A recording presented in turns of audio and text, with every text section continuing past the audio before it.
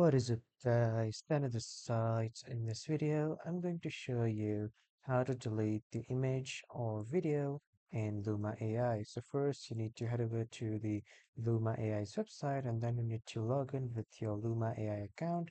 And after that, when you head over to the port section, from here on the left side, you just simply need to go over to ideas or click on the ideas section. And after that, here you will see all your images that you have searched and stored, and let's say I want to delete this image. So I will just simply click on this image, and after clicking on this image will enlarge. And from here on the right side, when I'll click on these three dots here, you can see the delete option.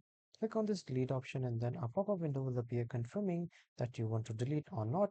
So just simply click on delete, and then this will delete this image. So this is how you can delete any image or videos in Luma AI.